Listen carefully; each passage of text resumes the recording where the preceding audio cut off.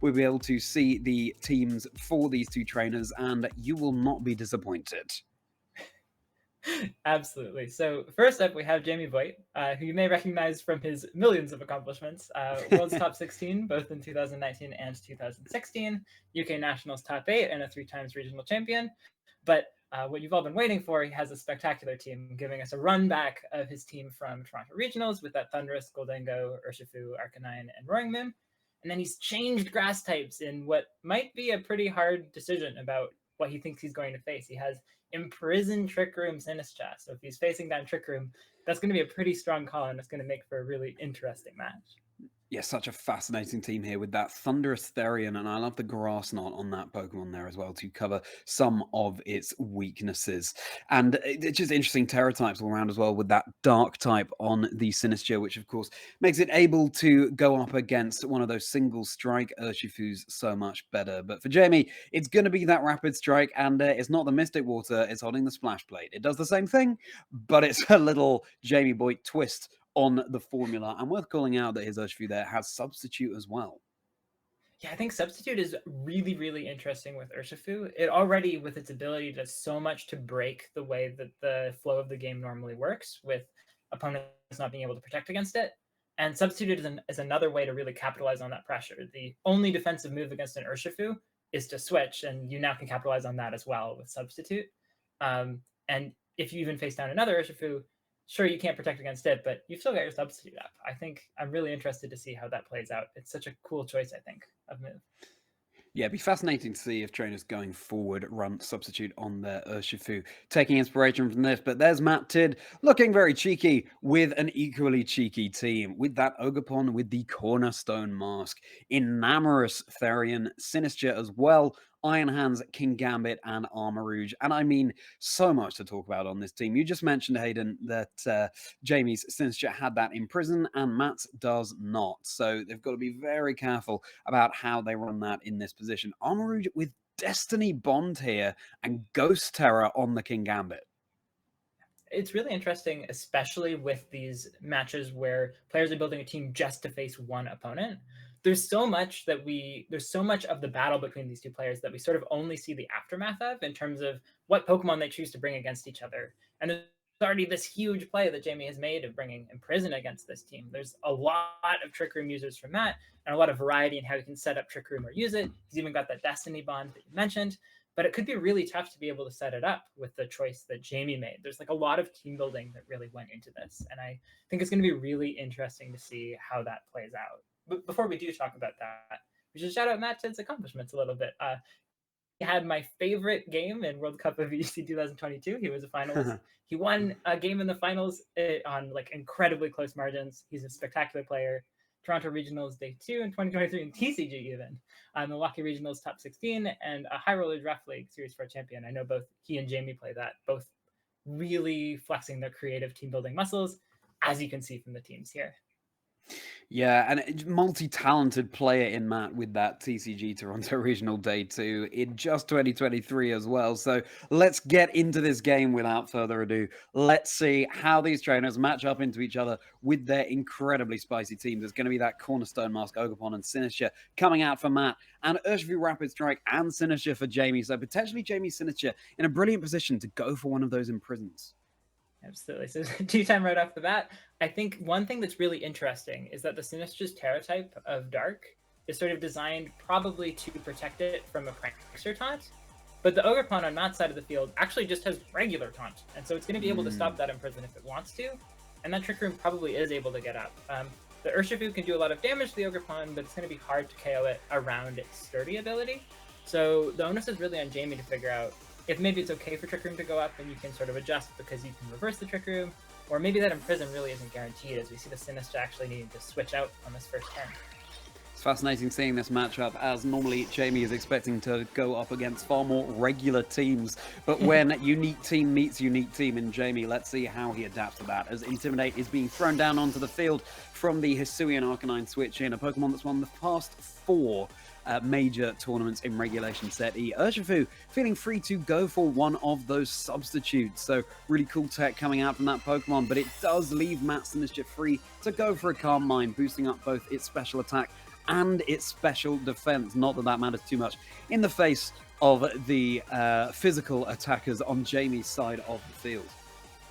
It's really interesting to see this Sinistra's moveset, even if Jamie Sinistra ever uses Imprison. Sinistra on Matt's side has such a unique moveset that it can still do a lot of things, and Calm Mind is one of those. I think, as you pointed out, it's not very helpful in this particular situation, but building up that pressure for a Machagacha to be really powerful, even if you don't have a defensive boost, being able to do more damage with Machagacha is getting you closer to that point where however much damage you take, you just heal it all right back.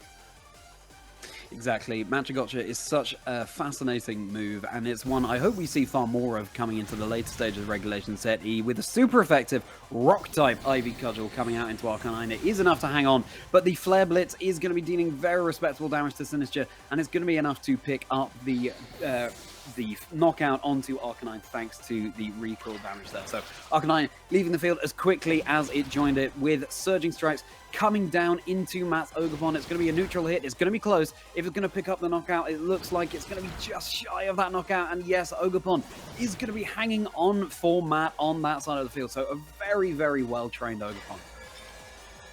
Yeah, I think really important for Jamie to know it's going to require a Terastallization to knock out that Ogerpon in a single hit. Normally it wouldn't because you could close combat it, but that's sturdy ability on the Ogerpon preventing that. And now, with Trick Room set up and the Sinistra boosted, Jamie's in a bit of a tough spot. He's got Imprison, but that's not very helpful if Trick Room is already up by the time that Sinistra is able to hit the field. It's going to be really interesting to see. I think that Substitute is really the saving grace, because the Machagacha isn't threatening KOs anytime soon, and maybe Jamie has some options to reverse this Trick Room before things get too bad. It's a tea party on the field as Sinistra joins the field for Jamie there, and thanks to that hospitality, you'd never even know that a substitute was set up by that Urshifu, getting it back up to full health here. Trick Room is indeed already up for Jamie here, but that substitute could be coming in huge as a result. It'll be fascinating to see which Pokemon Matt has in the back in order to capitalize off this Trick Room. Urshifu will be keeping itself safe, perhaps trying to stall out some turns of this Trick Room so that Jamie can be back in a more favorable position going up in these twisted dimensions. Machagacha is going to be coming out, playing Jamie's own Sinistra at its own game, dealing a not very effective hit even with that Calm Mind boost, and Matt Sinistra able to recover just a little bit of HP. Sinistra is going to go for the Imprison here though, and that's going to mean that future Machagachas would not be able to come out from Matt's Sinistra, and that Rock-type Ivy Cudgel, Sinistra takes very well and is able to recover a little bit of health thanks to its Citrus Berry there. So Jamie doing a decent job so far of stalling out this Trick Room. Yeah, I really like the order that he went for these moves in. Going for the Imprison first because it puts him in this nice position where he gets to use the Trick Room to knock out the Ogerpon on that side of the field, but he's still able to block the Machagacha from Sinistra's side and reverse the Trick Room now, setting up the speed order to do what he wants later. It was like a nice tidy way for him to sort of recover from a position where, sure, Imprison doesn't mean Trick Room never has to go up, it just means you have to be in the right position at the right time, as Substitute blocks that Strength Sap very crucially. That is fascinating to see the Strength Sap being blocked there by the Substitute. Again, such a nice tech on this Urshifu, as that Cornerstone Ogerpon format does go down, but not until it's dealt some big Rock-type Ivy Cudgel damage across the field. Trick Room is now going to be reversed by Jamie's own Sinistra, so he's done a fantastic job of turning this situation around, being back in the position he favours more. He's found his out as Enamorus is going to be joining the field. You don't see that Pokemon every day in Regulation Set E. Yeah, I'm really excited. I think I could say that about almost all of the Pokemon on the field except the Urshifu. There's just so many interesting innovations. I don't quite know what to expect from the Enamorus, though. I think Jamie's done a really good job of making sure that the Sinistra isn't in much effect, and the Urshifu still has that substitute to give it a couple of turns to be able to Surging Strikes that Enamorus. Enamorus has a lot of damage it can do, but I don't know how it's going to hit through the substitute. It's going to take a turn just to break that down, and Surging Strikes is already going to build up a decent amount of damage here. Yeah, really good amount of damage. It's going to be bringing down Enamorus to about half of its health here, or just below that even. And that substitute on Urshifu is still intact. It's so impressive given the threat it was under early on in the game. Machagacha is going to be connecting on both of the Pokemon on Matt's side of the field. Just a little bit of chip damage onto both, but that double recovery onto Jamie Sinister is certainly going to be hugely appreciated. It's nearly back up to full health, nearly a full cup of tea here, as Strength Sap will be coming out from Matt's Sinister onto Jamie's. I can't say I know my Strength Sap calcs into opposing Sinisters too well, but it's going to be recovering a decent amount of health onto Matt's own Sinister, with Dazzling Gleam finally connecting down onto Urshifu Substitute and able to make it fade. So, Enamorous, incredibly bulky here, but it will not be able to take another Surging Strikes. Yeah, it's impressive just how much work Matt had to do just to get this Urshifu back to the point where it's at full health and sitting on the field unhindered. Like, you had to break the Substitute over like a couple of turns, you lost a whole set of Trick Room. This Urshifu is just so well capitalizing on the momentum that Jamie's building up with the Sinistra. Sure, the other Sinistra can still Strength Sap, but that is quite literally all it can do other than Calm Mind right now. And I think that that's really... Jamie's really capitalizing on the way that that Imprison is working. And this Enamorous, however much damage it can do, the Substitute just makes it impossible for it to really capitalize on that. Yeah, it's a masterclass in how to use Substitute on a very unconventional Pokemon, or at least a Pokemon that rarely sees Substitute in that Urshifu. Matt Sinister locked into fairly useless moves in this position, although it could go for a Strength Sap onto the Urshifu on Jamie's side. The Matcha is going to be resisted from Matt's own Sinister here. It's just fantastic to see these two Sinister on the field. It's a Pokemon that I expected to see more of in Regulation Set E, and these two trainers are giving it a really good go, as Matt Sinister is able to get another Calm Mind off for when that Imprison is no longer on the field. Potentially is King Gambit coming into the fray now for Matt, so down to his final two Pokemon. Yeah, things are looking a little bit dire for Matt. One of the saving graces here is that the Kingambit has the Ghost Terastallization type, so there's not necessarily just a straightforward, oh, okay, Jamie needs to close combat and win. That Kingambit can maybe get a turn or two of attacks, but at the end of the day, there's just not very many ways to do damage to the Urshifu while the Sinistra cannot go for Matcha Gotcha, and that's going to make it really difficult for Matt to be able to come back here. I think he's pretty soon going to be thinking about what he can do in the next game here to be able to work around this wonderful counterplay Jamie came up with. Yeah, absolute masterclass between these brilliant trainers. Jamie, of course, feeling incredibly confident after his top 4 finish in Toronto. And it's finally time to commit that Terastallization. That teacup is looking even cheekier than it did before with that Dark-type Terror Crown gleaming away on its head. And it's going to be a responding Terror coming out from Matt in the late stages of this game, heading into his Kingambit. So that will be that Ghost Terror type, not a type we see very commonly at all on this Pokemon, so I'm fascinated to see how this plays out heading into the next turn. Rage Powder will be redirecting away some attacks towards it, keeping the Urshifu nice and safe with this big Surging Strikes coming down onto Matt's Kingambit, taking it really, really well. It's going to be brought down to roughly half its health, maybe just above or actually just below this Kingambit, not appreciating those Surging Strikes at all. And Sinister is able to go for a Strength Sap onto Jamie's own Urshifu. Of course, Sinister, when you're running Imprison, you're going to have to be dropping one of those crucial moves, and it will be Strength Sap, so that is not a move that is imprisoned for Jamie, for Matt, I mean. And that Counter Cleave is now resisted when once it would have been super effective against this Dark-type Sinister. So a really cool way of showing the strengths of this Terror type. Yeah, a really excellent use of that Terror type for sure. Being able to make sure that I don't think the Sinistra is ever going to faint this game, because the Surging Strikes is going to finish off the Kingambit, and that means that poor Matt is never going to get off a Matcha Gotcha. This Sinistra can survive for a while, but it truly cannot do damage. Yeah, Matt Sinister saying, I brewed up so much delicious matcha and you're not even giving me the opportunity to share it round. How selfish, as Matt's Kingambit goes down, and it's just this Sinister against the world, which has been sat on the field for the entire game, and it's getting a Calm Mind off here, but again, it's not able to be dealing out those Matcha Gotchas. First, it will need to get rid of the Sinister on Jamie's side of the field. It might take a few turns for this game to wind up, because Jamie doesn't have an easy way to do damage here, but definitely things are sealed, and the onus is really on Matt to find a way around this wonderful counterplay Jamie had. I thought bringing the Ogerpon was spectacular to be able to taunt to stop that Imprison, but Jamie had this wonderful 3-turn cycle to get his Sinistra back onto the field, and that was just so impressive to be able to set up that Imprison later, and it was almost as if the Trick Room benefited Jamie, honestly, in those first 2 turns. He just played it, I would say, almost perfectly. It was really impressive. I'm quite excited to see what they play this next turn, but I think that's something crucial to keep in mind as we go into this next game, that it's easy to sort of see, wow, Jamie brought Imprison against a Trick Room team, so that was just like a really easy like auto win sort of situation, and that's not the case at all. There's a lot of real nuance in how he's using this to be able to leverage a good team building choice he made against a really clever player who's looking everywhere for counterplays. Looking everywhere for counterplays amongst some very niche plays that Matt has available to him. So let's go into this game too and see how Matt is able to adapt to Jamie in this thrilling matchup between these trainers. It's going to be Enamorous and Sinister hitting the field for Matt this time, with Arcanine and Urshifu for Jamie. So switch ups in the leads all round.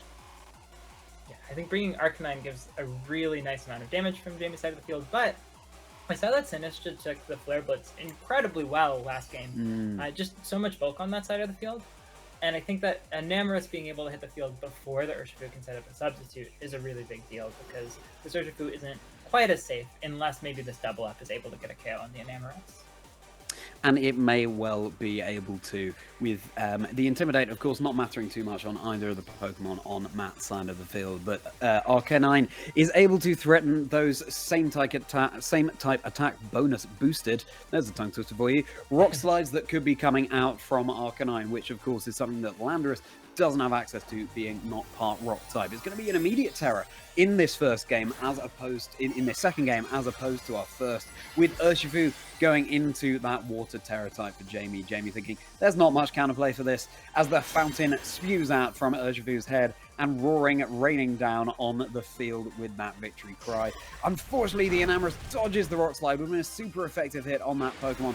Very unfortunate to see, because we know from this previous game that Enamorous is able to take these Surging Strikes relatively well. It will need more than just one round of Surging Strikes to be able to take out this Pokemon here. And the question is this Sinister going to be flinching in the face of that Rock Slide? First, it's going to be the Urshifu taking that Moonblast, the special attack drop not mattering too much. Sinister isn't going to flinch, and it's going to be setting up that Trick Room. So what an explosive first turn of the second game. Yeah, a really tough spot for Jamie to be in, where the only Pokemon he really needed to hit with that Rock Slide was the Enamorous, and that is not what happened. The Enamorous dodging some rocks and being able to put Jamie in a bit of a difficult position. I think the Arcanine is still in a spectacular spot to be able to throw out some Rock Slides. It should still be able to finish off those Enamorous eventually, but it's got to be tough for Jamie to not be able to take a KO. You always really want to penalize your opponent for being able to set up Trick Room, and Jamie hasn't done that as well as I think he was hoping to. Exactly, and through no fault of his own, with that Rock Slide not being 100% accurate, but it will be a double switch for Jamie here. Not liking his ball position with that Urshifu and Arcanine, and it's going to be Golden Go, a switch up as compared to that first game, joining the field along with Sinister, but it eats up a massive Moonblast, and as soon as it switches in, it's going to be recovering a little bit of health with its berry, thankfully. But with Machagotcha coming out now, it's going to be a resisted hit on both of these Pokemon on Jamie's side of the field. Will it be getting a burn? First of all, Matt Sinister is going to be recovering from that damage that it dealt. And Jamie just trying to pivot around in this position to avoid the Trick Room mattering too much. And Golden Go will be taking that burn. So a lot of bad luck for Jamie in these first 2 turns. Yeah, I think the burn, hopefully not too impactful for Jamie, but really everything else is. Losing the prediction game on where that Moonblast would go and having Sinister lose so much health really jeopardizes his ability to reverse the Trick Room and maintain that Imprison lock on the Sinister that his team seems to be predicated on right now. The Goldengo's in a spectacular spot, but it's going to be really tough for Jamie to find a way to defeat not just these 2 Pokemon, but the rest of the team, given that his team is so far out of position. There's just, looking at his team, so much of his team has taken so much damage, and Trick Room is not really where a lot of the faster Pokemon on his team want to be. Yeah, it certainly has. And Urshifu is no longer on enough health to be able to set up a substitute in this position either, which is a big difference as compared to Game 1, which is so crucial for him there. It's going to be Kingambit joining the field in place of Matt Sinister there, and it's going to be Sinister switching all around as Jamie's goes back to him, with Arcanine joining the field. So giving a little attack drop to both of the Pokemon onto Matt's side of the field, of course. Kingambit will be activating its Defiant, however, so that is certainly a risky strategy there for switching in the Arcanine in this position. Kingambit immediately set up as the Make It Rain is not going to be threatening much damage at all onto Matt's Kingambit. So Kingambit here has a little smirk on its face, knowing that it's now in a prime position heading into the next stage of this game. Really just such a spectacular switch. I think that's one of my favorite plays in Pokemon, is having a switch that goes off just before the switch that you predict to get something with Divine or Competitive in just as Intimidate goes off. I'm not sure if that's what Matt Tid was necessarily aiming for. I think he also could just very reasonably have been trying to catch the Make It Rain. But with the way it played out, that covered the Arcanine switch in so beautifully. And if the Arcanine hadn't switched in, the Moonblast would have done just unmanageable damage to any other Pokemon. So it was a really great pin from that side of the field that doesn't quite look like a pin. It was a pin he got by switching. That was really interesting. Yeah, and Matt feeling much safer to go for something like that Moonblast with the Golden Go already having hit the field. The Pokemon that is able to resist it really well. Of course, Arcanine as well resistant to a Moonblast. And heading into this next turn, of course, this Trick Room is still up. And Jamie is going to be trying to pivot around that as exactly that happens with Arcanine switching out and Sinistcha rejoining the field. So it will be, thanks to Hospitality, recovering some of Golden Go's health here. But Kingambit is in such a threatening position right now. Super effective against both of Jamie's Pokemon. Golden Go wisely going for the Protect in this position. Kingambit calls an Iron Head onto the Sinistcha on Jamie's side of the field. Just threatening damage all around in this position as Kingambit is really in the driver's seat here as Wild Charge was going into Golden Go's Protect. So many wonderful predictions by Matt's side of the field. If that Golden Go had been able to, like, maybe set up a Nasty Plot or something, that might have slowly given Jamie some way back into the game. But even that is not an option because Matt called the Protect correctly and was able to keep targeting down that other slot. And at this point, Jamie's options are looking pretty dire. That Sucker Punch from Kingambit can do enough to knock out almost every Pokemon on Jamie's side of the field. Jamie could maybe try to Terrastalize out of it, but at some point, the Trick Room plus the level of bulk on that Iron Hands really makes just about any play quite difficult for him. He doesn't even have the Aqua Jet option that Urshifu normally has to have some priority here. Matt's Pokemon are definitely going first until Trick Room is over. And Trick Room should be over relatively soon, which might be some solace to Jamie here. But in the face of such not only bulky Pokemon on that side of the field, but also very threatening offensively, it's just a phenomenal position for Matt. As the Cowtail Cleaver is, of course, a super effective hit onto Jamie's Golden Go. It is going to be going down. Urshifu keeping itself safe, waiting for more favorable conditions when it's able to move faster. But of course, with that Iron Hands, threatening super effective damage onto the Urshifu. Again, waiting for that Trick Room to expire so that Urshifu can act before it, as Arcanine is going to have to rejoin the field and give another Defiant boost to the Kingambit on Matt's side. Yeah, Kingambit is just so happy to be here today.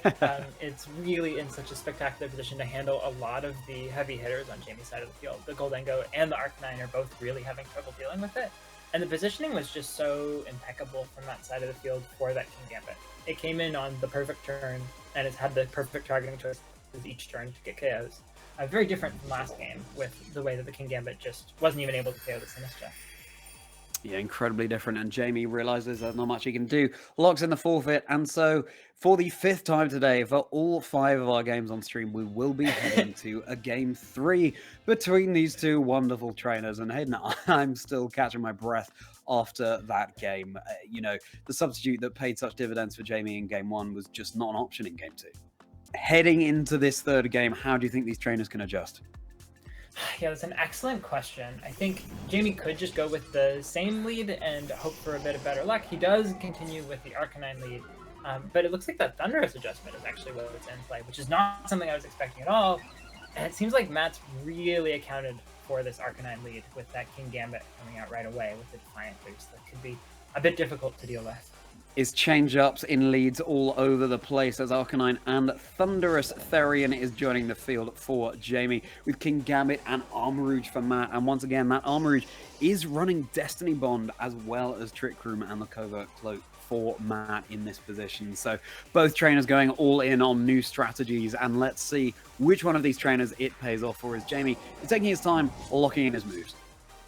Yeah, I think definitely Jamie's in a bit of a tough spot here where it feels like there's a lot of ways he can punish the Trick Room, but he probably wasn't counting on that King Gambit being in the lead here. That was just really well timed in that side of the field. He also can't even flinch the Armor Rouge to stop Trick Room because the Armor Rouge has Covert Cloak. So there's nowhere there's a Rock Slide, there's a way solution. He's got to come up with something a little more clever. Where there's a Rock Slide, there's normally a way, but where there's a Covert Cloak, there is no longer a way, as Thunderous is going straight for that terrestrialization. Those balloons on its head belying the the ferocity that it is placing on the field right here. As a terrestrialization is going to respond from Matt, is going to be going into that Grass type on the Armor Rouge here, so it will no longer be taking super effective damage from any Rock Slides that could be coming out. That Armor Rouge more than happy to have that Plant Pot on its head. Rock Slide connecting down into both of these Pokemon, but of course this Flying type Terra Blast will now be super effective against the Armor Rouge on Matt's side of the field, so there's no Trick Room going up, and that is a huge first turn for Jamie. Just a spectacular pin of that Armor Rouge. It was going to faint if it didn't Terra from the Rock Slide, and it fainted because it did, because of the Terra Blast. Just so many options there. But the King Gambit really capitalizing on the attention that Armor Rouge drew, and now +3 attack is where it's at. I would not want to be taking a Sucker Punch from that Pokemon. Neither would I, Hayden, but crucially, it's not going to be in that Trick Room environment. So now, Matt is saying, look, you're going to have to focus down on this King Gambit in this position. How are you going to be able to do that? Crucially for Jamie, he now has had that Terror baited out from Matt, and indeed, that option is down and out, so that gives him more information heading into this next turn. This is definitely such a tough position, though, because both of Jamie's Pokemon do not have an option to not attack this turn other than like hard switching out. And so Sucker Punch feels reasonably safe from that side of the field. He didn't necessarily need Trick Room to be able to be threatening KOs before Pokemon can move. And there's that Iron Hands around to be able to fake out whatever Pokemon isn't hit by the Sucker Punch. But we and do it's going to be neither. Yeah, there's no Sucker Punch at all, as Rock Slide is going to be going down into this King Gambit. Jamie potentially hoping for a flinch as King Gambit survives in this position. Close combat is going to be enough for the one-hit knockout onto Jamie's Arcanine. It is leaving itself slightly more vulnerable here, dropping the defenses of that Iron Hands. Arcanine is down and out for Jamie. It's a fast-paced game all round as Kowtow Cleave is going to be connecting down onto the Thunderous, and that is enough for a knockout as well. So Jamie losing both of the Pokemon that he led with, and already down to his final 2 Pokemon. Yeah, it's a tough way to start for Jamie. I think especially not having priority on the Urshifu to be able to pick up that King Gambit before it goes for Sucker Punches. I think that I was expecting to see the Sucker Punch out, but it turns out that because of the Rock Slide lock in the first turn, there was this turn that seemed great from Jamie's side of the field, but really made that King Gambit a problem, because the Arcanine that normally could do a bunch of damage was locked into that Rock Slide, and great on Matt to be able to capitalize on that. Although, now with the Sinistcha and the Urshifu and that Rage Powder combination, it does feel like Jamie has some options for how to sort of recoup that loss of momentum from the Pokemon fainting last turn. Yeah, Rage Powder is really nice in this position because, of course, it would make a Sucker Punch absolutely useless, not being a damaging move, so it wouldn't be able to act. It's going to be Iron Hands going back to his Pokeball for Matt. And coming out on the field, it's going to be that Enamorus, which was so pivotal in Game 2 here for Matt, and Surging Strikes will be enough to pick up the knockout on this King Gambit. So that is down and out, and it's now Matt down to his final 2 Pokemon as well. It's going to be that Enamorus as well as the Iron Hands, which will be able to come back in and provide some fake-out pressure on the field, with Machagotcha being a resisted hit onto the Enamorus on Matt's side of the field. But, you know, in this Game 3, in this position, a little bit of chip damage could well go a long way as Iron Hands rejoins the field. Yeah, I think Enamorus is a really wonderful bring from that side of the field because of that Overcoat ability. It's able to attack around the Rage Powder from the Sinistcha.